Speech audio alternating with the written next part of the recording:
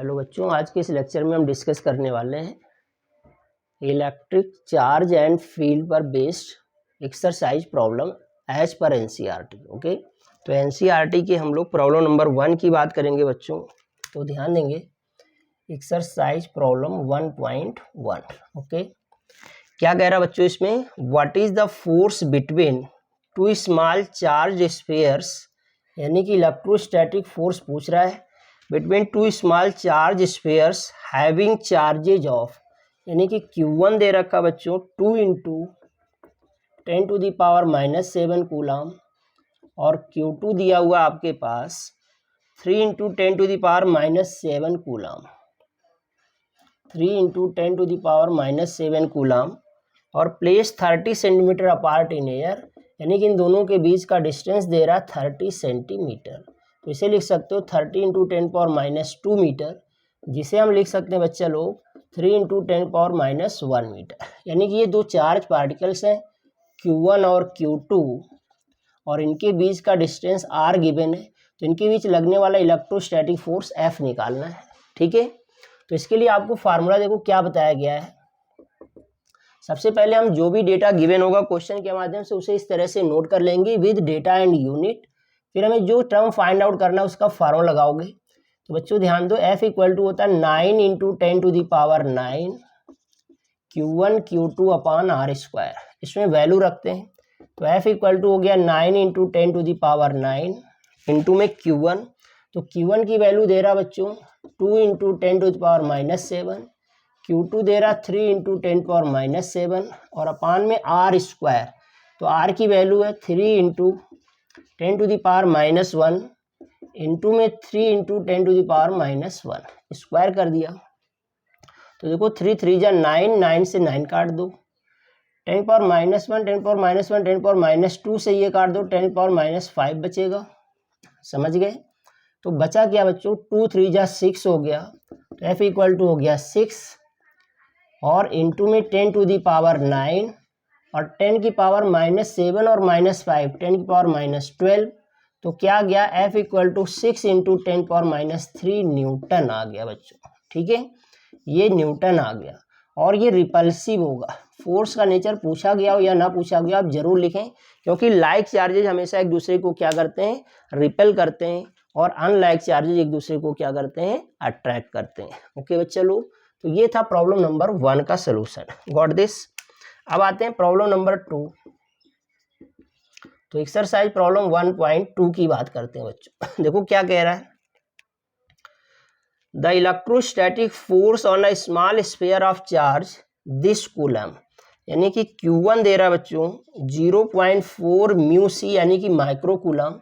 इसको बदल लेते हैं, तो 0.4 इंटू 10⁻⁻6 कूलम, इसे हम लिख सकते हैं 4 इंटू 10⁻⁻7 कूलम। ठीक है, due to another charge sphere Q2 दे रहा है माइनस का 0.8 μc, यानी कि माइनस का 0.8 इंटू 10⁻⁻6 कूलम, यानी कि -8 इंटू 10⁻⁷ कूलम। ठीक है, ये दे रहा है इन एयर इज 0.2 न्यूटन, यानी कि जो फोर्स लग रहा है वो 0.2 न्यूटन का लग रहा है। और देखो बच्चों, ये माइनस और प्लस साइन ये बता रहा है कि ये जो नेचर ऑफ फोर्स है ना वो कैसा है? अट्रैक्टिव है, यानी कि दोनों एक दूसरे को अपनी ओर खींच रहे हैं। तो कह रहा है what is the distance between the two spheres. A part में पूछ रहा है कि इन दोनों स्फीयर्स के बीच का गैप कितना है, और बी पार्ट में कह रहा है what is the force on the second sphere due to the first. B part में पूछ रहा है कि force on second sphere due to first क्या है, जबकि ये जो फोर्स अपन को गिवन है ये दिया force on 1 due to 2 given है, ये गिवन है फोर्स ऑन 1 ड्यू टू 2। तो बच्चों ध्यान देना है, पहले हम बी पार्ट करते हैं।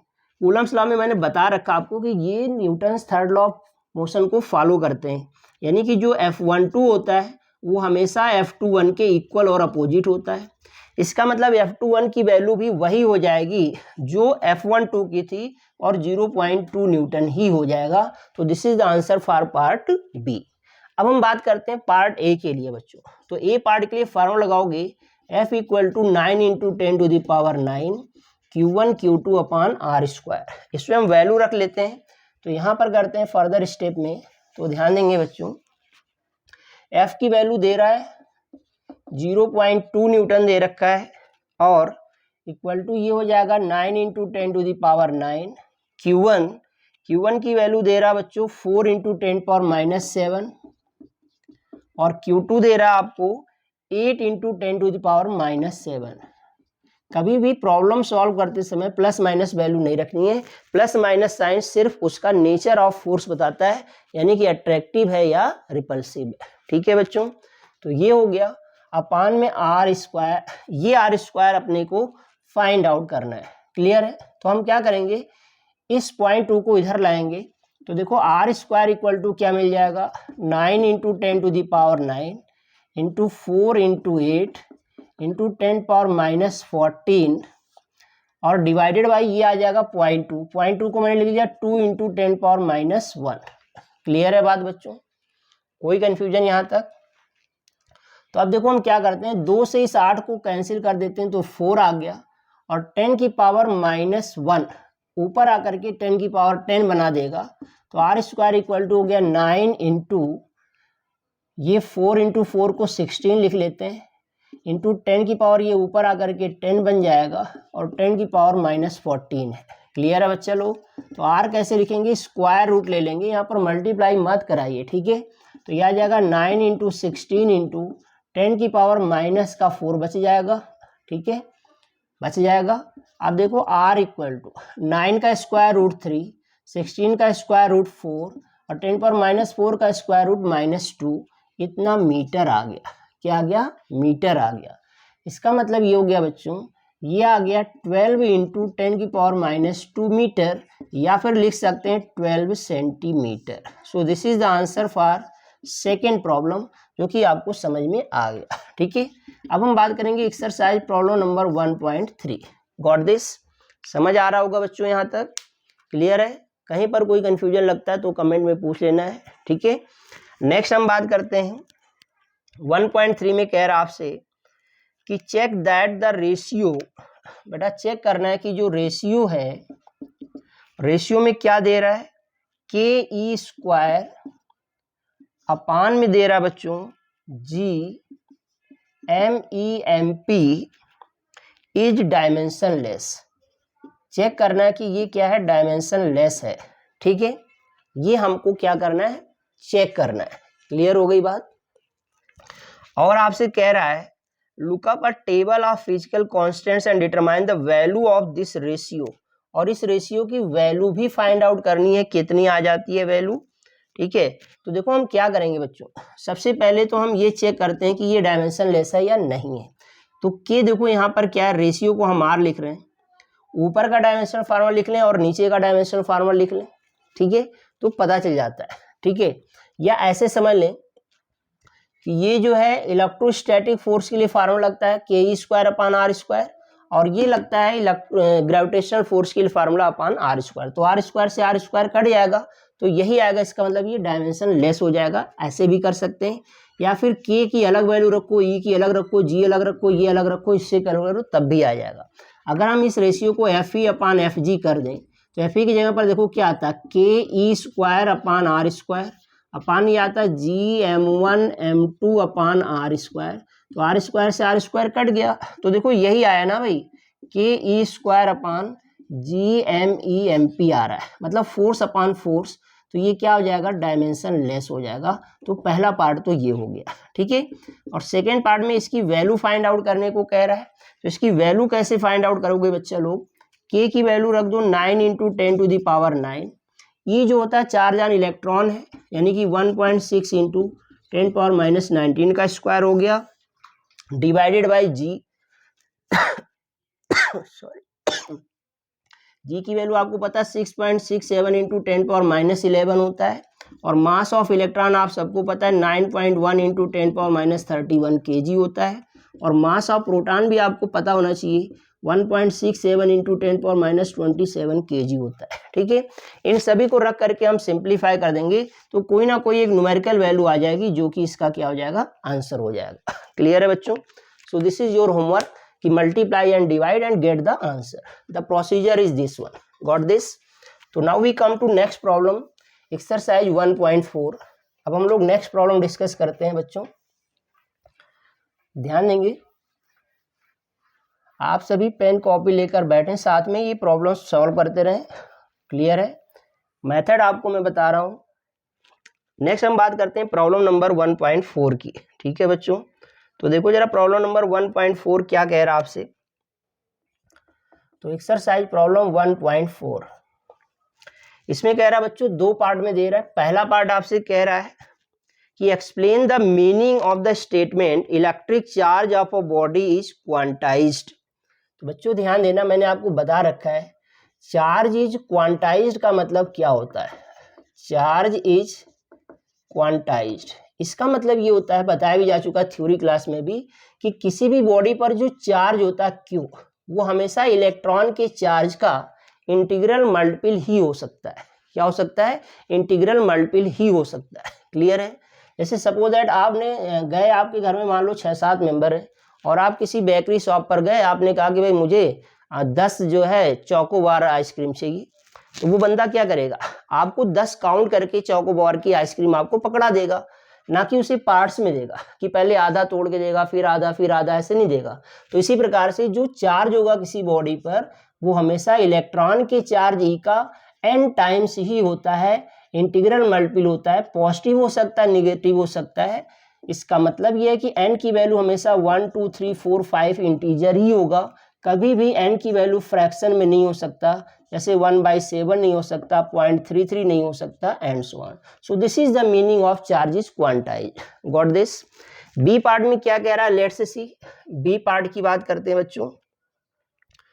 तो देखो बी पार्ट में आपसे क्या कह रहा है क्वेश्चन में। बी पार्ट में कह रहा है why can one ignore quantization of electric charge when dealing with macroscopic that is large scale of charge. तो बच्चों पहले तो आपको समझना है, बहुत सारे बच्चे इसी में कंफ्यूज रहते हैं कि मैक्रोस्कोपिक क्या होता है। बच्चों ध्यान देना, दो टर्म्स यूज होते हैं हमारे साइंटिफिक टर्म में, एक मैक्रोस्कोपिक और एक माइक्रोस्कोपिक। तो माइक्रो का मतलब होता है स्मॉल स्केल की बात करते हैं, और मैक्रोस्कोपिक का मतलब होता है लार्ज स्केल की बात करी जाती है। तो क्वेश्चन में भी कह रखा कि लार्ज स्केल पे अगर हम डील करते हैं तो क्या हम क्वांटाइजेशन को इग्नोर कर सकते हैं? ऑफ कोर्स कर सकते हैं, क्योंकि जब लार्ज स्केल चार्ज की बात करेंगे, चूंकि इलेक्ट्रॉन का चार्ज जो लेस देन होगा उस चार्ज के कंपैरिजन में बहुत छोटा होगा, तो ऐसी कंडीशन में yes it can be, S it can be. Clear है बात? अब आते हैं एक्सरसाइज प्रॉब्लम 1.5 पर। ओके बच्चों, तो देखो 1.5 में क्या कह रहा है। कह रहा है when a glass rod is rubbed with a silk cloth. ठीक है, जब कभी भी ग्लास की रॉड है, ये ग्लास रॉड है, और यहाँ पर ये सिल्क के क्लॉथ के साथ अगर इसे रब किया जाता है, तो व्हाट हैपेंस, इस ग्लास से इसमें कुछ इलेक्ट्रॉन निकलकर शिफ्ट हो जाते हैं, मान लेते हैं यानी इलेक्ट्रॉन शिफ्ट हुए, तो इस पर प्लस का n चार्ज आ जाता है और इस पर माइनस का n चार्ज आ जाता है। क्लियर है? तो मान लो पहले नेट चार्ज 0 था, अभी भी नेट चार्ज क्या है, 0 है, यानी कि चार्ज क्या है यहाँ पर, क्वांटाइज्ड है। क्लियर है? कंजर्व्ड है। इसी में कह रहा है similar phenomena is observed with many other pairs of bodies. Explain how this observation is consistent with the law of conservation of energy. तो जो भी पेयर आप लेंगे, मान लेते हैं आप A ले लिए इधर, और यहाँ पर आपने कोई B मटेरियल ले लिया, इनको रब कराया तो इससे कुछ इलेक्ट्रॉन इसमें ट्रांसफर हो गया, मान लो K इलेक्ट्रॉन ट्रांसफर हो गया, तो K चार्ज ये प्लस का K हो जाएगा और ये माइनस का K हो जाएगा। अभी भी क्यू नेट यहाँ पर क्या रहेगा, 0 रहेगा, और इस प्रोसेस से पहले भी क्या था, 0 था नेट चार्ज। इसका मतलब चार्ज क्या है, कंजर्व्ड है। तो इस कंसेप्ट को ये फॉलो कर रहा है। Got this? नेक्स्ट आते हैं बच्चों अब एक्सरसाइज प्रॉब्लम 1.6 पर। क्लियर है? तो 1.6 क्या कह रहा है आपसे, 4 point charges QA, QB, QC and QD are located at the corners of a square ABCD of side 10 centimetre. तो बच्चों ध्यान दो, यहाँ पर मैं बना रहा हूँ इस तरह से, मान लो मैंने कोई एक स्क्वायर ले लिया। ठीक है, इस तरह से मैंने कोई एक स्क्वायर ले लिया, सपोज दैट ये मान लो मैंने ABCD ले लिया, A है, B है, C है, D है। ठीक है बच्चों, ये मैंने ले लिया, यहाँ पर कोई एक स्क्वायर ले लिया। तो A पर कह रहा है 2 मेसी का चार्ज है, तो ए पर जो क्यू ए है वो कितना 2 म्यू सी है। इसी तरह से बी पर जो चार्ज क्यू बी है बच्चों वो माइनस का 3 म्यू सी है, और सी पर जो चार्ज है सॉरी क्यू बी जो है -5 म्यू सी है, और सी पर जो चार्ज है बच्चों वो 2 म्यू सी है। तो क्यू सी जो है वो 2 म्यू सी हो गया, और जो बच्चों क्यू डी है, क्यू डी आपको दे रहा है वो कह रहा है कि -5 म्यू सी है। ठीक है, तो आपसे कह रहा है what is the force on a charge of 1 mu C placed at the centre of the square. तो स्क्वायर का सेंटर कहाँ होता है, इसके डायगोनल्स का इंटरसेक्शन पॉइंट होता है। तो यहाँ सेंटर ओ पर एक 1 म्यू सी का चार्ज रखा गया है, कह रहा है इस पर कितना फोर्स लग रहा है। तो बच्चों ध्यान दो, इस चार्ज पर फोर्स सभी अदर चार्जेस के कारण लग रहा होगा, और कंसेप्ट में आपको बताया गया नेट फोर्स कैसे आता है, इंडिविजुअल फोर्सेस के वेक्टर सम के इक्वल आता है। क्लियर है, तो ऐसे में हम क्या करेंगे, पहले ए के कारण इस चार्ज पर लगने वाला फोर्स देखेंगे। तो ए के कारण लगने वाला फोर्स इधर होगा, चूंकि ये भी पॉजिटिव ये भी पॉजिटिव। ऐसे सी के कारण लगने वाला फोर्स इधर होगा, ये भी पॉजिटिव ये भी पॉजिटिव। तो ये आ गया F on O due to A, यह F on O due to C. इसी तरह से बी के कारण इधर लग रहा होगा, तो F on O due to B, और सी डी के कारण इधर लग रहा होगा चूंकि अट्रैक्टिव होगा, तो F on O due to D आ गया। समझ गए बच्चों, क्लियर है। और इसका जो साइड दे रखा था, इसमें प्रॉब्लम में साइड ऑफ स्क्वायर वो 10 सेंटीमीटर दे रहा है, यानी कि इसका जो साइड है वो 10 सेंटीमीटर दे रहा है। तो सेंटर ऊपर रखे हुए चार्ज 1 म्यू सी पर लगने वाला नेट फोर्स बताना है। ठीक है बच्चों, तो ध्यान दो चूंकि चार्जेस का मैग्नीट्यूड सेम है, और इस O से D और O से B की डिस्टेंस भी क्या है, सेम है। इसी तरह देखो ये चार्ज और ये चार्ज सेम है, और ये डिस्टेंस भी क्या है, सेम है। यानी कि दो चार्जेज के बीच लगने वाला फोर्स किस किस बात पर डिपेंड करता है, उन दोनों चार्जेस के मैग्नीट्यूड और उनके बीच की डिस्टेंस पर डिपेंड करता है। तो देखो ये पेयर ऑफ चार्ज और ये पेयर ऑफ चार्ज का मैग्नीट्यूड सेम है और डिस्टेंस भी सेम है, तो ये दोनों फोर्सेस भी क्या आएंगे, सेम आएंगे और अपोजिट डायरेक्शन में है, तो इनका रिजल्टेंट जीरो हो जाएगा।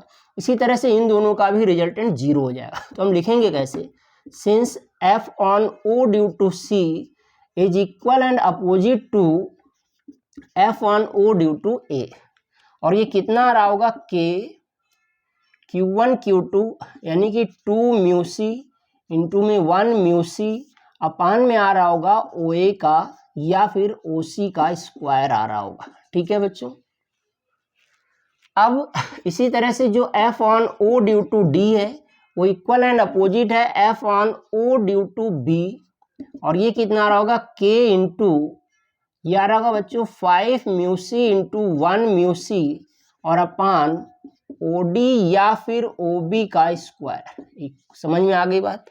तो बच्चों ये फोर्सेस इक्वल और अपोजिट हैं, तो ऐसी कंडीशन में अगर हम देखें तो यहाँ से देखो FOC plus FOA equal to क्या आ गया, 0। इसी तरह से FOD plus FOB equal to क्या आ गया, 0। और Fnet कैसे आता है, इन सभी फोर्सेस का रिजल्टेंट आता है, यानी कि F on O due to A plus F on O due to B plus F on O due to C plus F on O due to D, ये आना चाहिए। तो बच्चों देखो ये FO और OC का सम क्या है, 0, और FOB और FOD का सम क्या है, 0। तो 0 प्लस 0 इक्वल टू क्या आ जाएगा, 0। यानी कि सेंटर पर रखे हुए 1 माइक्रोकूलम चार्ज पर लगने वाला net force due to other 4 corners charges will be equal to 0। क्या आ जाएगा बच्चों, 0 आ जाएगा। So this is the solution for problem number 1.6। Got this, सभी को समझ आ गया होगा, कंसेप्ट वाइज क्लियर होगी बात। अब हम आते हैं बच्चों 1.7 की बात करेंगे। किसकी बात करेंगे, 1.7 पर आते हैं। ठीक है, तो लेट्स सी प्रॉब्लम नंबर 1.7।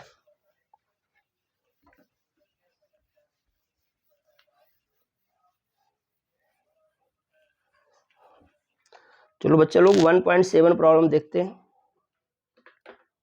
ठीक है, तो प्रॉब्लम नंबर 1.7,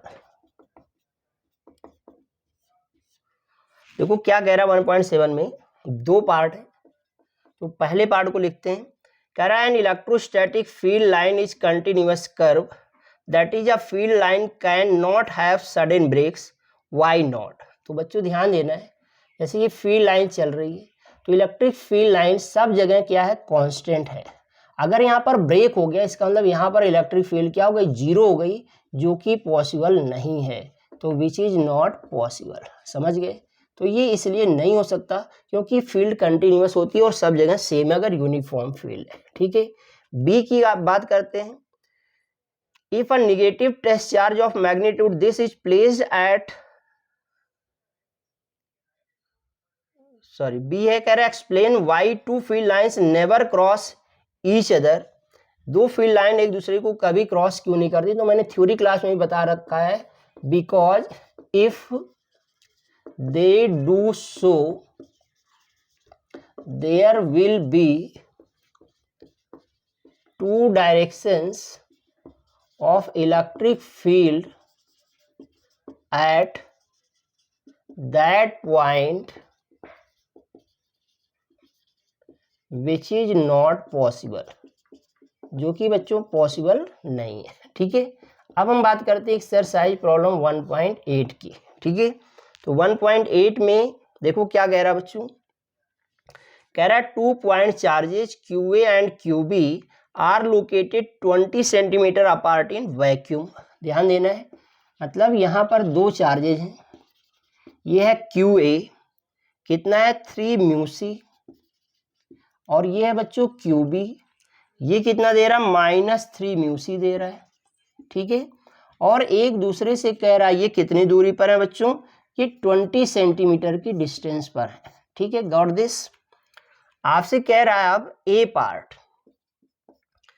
कह रहा है आपसे कि what is the electric field at mid point O of the line A B joining the two charges, यानी कि इस ए बी को ज्वाइन कराने वाली लाइन के मिड पॉइंट यानी यहाँ कहीं किसी पॉइंट पी पर नेट इलेक्ट्रिक फील्ड क्या है। तो बच्चों ध्यान दो, किसी भी पॉइंट चार्ज के कारण आर दूरी पर इलेक्ट्रिक फील्ड चार्ज और डिस्टेंस पर डिपेंड करता बताया जा चुका है, और पॉजिटिव चार्ज कारण रेडियली आउटवर्ड होता है, नेगेटिव कारण रेडियली इनवर्ड होता है। तो देखो बच्चों, ये जो इलेक्ट्रिक फील्ड होगा ये ए के कारण आएगा EA, और बी के कारण भी इधर ही आएगा EB। समझ गए? तो net electric field eight P कैसे आएगा, ध्यान देंगे, net electric field eight P जो आएगा मिड पॉइंट पर, वो आएगा बच्चा लोग EA प्लस EB, क्योंकि दोनों की डायरेक्शन क्या है, सेम है। और देखो ये डिस्टेंस यहाँ से क्या आ जाएगा 10 सेंटीमीटर, और ये भी डिस्टेंस कितनी आ जाएगी 10 सेंटीमीटर। और देखो आर भी सेम हो गया, मैग्नीट्यूड ऑफ चार्ज भी सेम हो गया, तो दोनों चार्जेस की, दोनों फील्ड की वैल्यू भी सेम आ जाएगी। तो ध्यान देना है, हम यहाँ पर लिखेंगे since EA equal to EB, magnitude की बात कर रहे हैं बच्चों, तो ये आ जाएगा 9 into 10 to the power 9 into में Q अपान R स्क्वायर, तो 9 into 10 to the power 9, Q हो गया 3 माइक्रोकूलम, तो 3 into 10 power -6 upon R square, 10 का स्क्वायर सेंटीमीटर में, मीटर में 10 पावर -1, और उसका स्क्वायर तो 10 पावर -2। समझ में आई बात? तो देखो बच्चों क्या हो जाएगा, यहाँ पर 10 पावर -2 से ये कट के 10 पावर -4 हो जाएगा, और ये आ जाएगा बच्चों EA equal to EB equal to आगे 9 3 जा 27 इंटू 10 पावर 5। ठीक है, जिसे हम लिख सकते हैं 2.7 इंटू 10 पावर 6 न्यूटन, और इसे हम E मान लेते हैं। तो E एट P कैसे आएगा बच्चों, ये E प्लस E हो गया यानी कि 2E हो गया, और ये इसका ट्वाइस आ जाएगा यानी कि 5.4 into 10 to the power 6 newton हो जाएगा, और ये हो जाएगा अलोंग AB, यानी कि A से B की डायरेक्शन में आएगा। ये पार्ट A का आंसर हो गया, net field at P, EP इधर आ जाएगा। क्लियर हो गई बात? सेकेंड पार्ट B की बात करते हैं। देखो बच्चा लोग B में क्या कह रहा है, B में आपसे कह रहा है if a negative test charge of magnitude this coulomb is placed at this point, what is the force experienced by the test charge. कह रहा है इसी पॉइंट P पर अगर कोई निगेटिव टेस्ट चार्ज यानी कि Q0 की वैल्यू तेरा माइनस का 1.5 into 10 to the power -9 coulomb रख दिया जाए तो इस पर कितना फोर्स लगेगा। तो देखो बच्चों, F इक्वल टू फार्मूला बताया मैंने Q इंटू ई। तो Q की जगह दे रहा माइनस साइन, ये बताएगा कि जो इस पर फोर्स लगेगा उस फील्ड के अगेंस्ट लगेगा। तो ये हो जाएगा, Q की वैल्यू हो गई 1.5 इंटू 10⁻⁹ और E आ गया 5.4 इंटू 10⁻⁶। ठीक है, और ये फील्ड की यूनिट न्यूटन पर कूलाम थी। ठीक है, यहाँ पर भी न्यूटन पर कूलाम हो जाएगा। ठीक है बच्चों, तो इतना आ जाएगा न्यूटन का फोर्स लगेगा, और ये लगेगा BA डायरेक्शन में। किधर लगेगा? BA, opposite. मल्टीप्लाई करा दो, 15 4 जा 60, कैरी हुआ 6, 15 5 जा 75 और 6 81। तो 8.10 इंटू 10⁻³ न्यूटन का फोर्स लगेगा अलोंग B to A। समझ गए बच्चों? So this is the answer for part B. ये पार्ट बी के लिए हो जाता है। Now we are going to discuss about exercise problem 1.9। तो बच्चों ध्यान दो, 1.9 प्रॉब्लम की बात कर रहे हैं अब हम लोग, ध्यान से समझेंगे 1.9 प्रॉब्लम। ठीक है, आज 10 प्रॉब्लम डिस्कस करेंगे, फिर नेक्स्ट जो है अगले लेक्चर में डिस्कस करेंगे। ठीक है बच्चों, तो 1.9 क्या कह रहा है? A system has two charges QA and QB located at point 0, 0, -15 and 0, 0, +15। ठीक है बच्चों, कोई दिक्कत नहीं। तो आप सभी जानते हैं नॉर्मली ये एक्स एक्सिस होता है, वाई एक्सिस ये हो जाता है, और जेड एक्सिस कहीं यहाँ पर हो जाता है। क्लियर हो गई बात? तो जेड एक्सिस का ये पॉजिटिव डायरेक्शन है, ये जेड एक्सिस का पॉजिटिव डायरेक्शन है, और इधर कहीं होगा निगेटिव डायरेक्शन, ये ओरिजिन है। ठीक है बच्चों, तो जो चार्जेज हैं QA और QB, QA दे रहा है 2.5 इंटू 10⁻⁷ कूलम, वो जो सिचुएटेड है 0, 0, -15। तो 0, 0, -15 यहाँ पर आ जाएगा, 0, 0, -15। ठीक है, अगर हम इसको पॉजिटिव डायरेक्शन मानते हैं, ये प्लस जेड एक्सिस मान लिया, तो ये निगेटिव जेड एक्सिस होगा। ठीक है, ये दे रहा पॉइंट A, समझ गए, और यहाँ पर चार्ज दे रहा है QA। ये जो QA है बच्चों, ये दे रहा है 2.5 इंटू 10⁻⁷ कूलाम दे रहा है, और QB जो है 0, 0, +15 पर है। तो 0, 0, +15 पर ये है, यानी कि यहाँ पर जो दे रहा QB वो दे रहा आपको -2.5 इंटू 10⁻⁷ कूलाम। ठीक है, ये दे रहा है। कह रहा what are the total charge and electric dipole moment of the system. तो बच्चों ध्यान दो, Q टोटल चार्ज कैसे आता है? Q1 + Q2 यानी कि QA + QB। तो जितना प्लस उतना माइनस, तो नेट चार्ज डाइपोल पर क्या हो जाता है? वैसे भी 0 रहता है। और डाइपोल मोमेंट P बताना है तो Q इंटू 12 लेते थे। 12 का मतलब A से B के बीच का परपेंडिकुलर गैप। ठीक है, तो इसको हम लिख सकते हैं Q इंटू AB लिख सकते हैं। ठीक है बच्चा, तो P = Q की औकात कितनी है? 2.5 इंटू 10⁻⁷ है, और ये भी देखो 15 इधर है और 15 इधर है, टोटल कितना हो गया? 30, और सेंटीमीटर में दिया हुआ है, तो ये हो जाएगा 30 इंटू 10⁻² मीटर हो गया। ठीक है, तो ये देखो 0 इसको डेसिमल हटा देगा, और 25 3 जा क्या हो गया? 75 इंटू 10 की पावर क्या हो जाएगा? -9। क्लियर है बात बच्चों? तो इतना आ गया कूलाम मीटर, या फिर लिख सकते हो 7.5 इंटू 10 की पावर -8 कूलाम मीटर आ गया, और ये आ गया डाइपोल मोमेंट, और इसकी डायरेक्शन होगी B to A। क्योंकि आपको बताया गया डाइपोल मोमेंट की डायरेक्शन हमेशा along the axis of dipole from negative charge to positive charge रहता है, तो B to A हो जाएगा। क्लियर है बात? तो ये डाइपोल मोमेंट की डायरेक्शन हो गई क्या? B to A। Got this? सभी को समझ में आ गया बच्चों? अब हम बात करते हैं प्रॉब्लम नंबर 1.10। ठीक है, किसकी बात करते हैं? 1.10। तो एक्सरसाइज प्रॉब्लम 1.10 की बात करते हैं। देखो बच्चों क्या कह रहा है? कह रहा है an electric dipole with dipole moment, यानी कि डाइपोल मोमेंट P दे दिया, कितना दिया बच्चों, नोट करते हैं, 4 × 10⁻⁹ कूलम मीटर, 4 × 10⁻⁹ कूलम मीटर दे दिया है। Is aligned at 30 degree with the direction of uniform electric field, यानी कि थीटा कितना दे रहा है बच्चों, 30 डिग्री दे रहा है, विद इलेक्ट्रिक फील्ड ई कितना दे रहा है, ध्यान देना है, ई दे रहा है 5 × 10⁴ न्यूटन पर कूलम दे रहा है, ठीक है। कह रहा है calculate the magnitude of the torque acting on the dipole, तो टाउ निकालना है।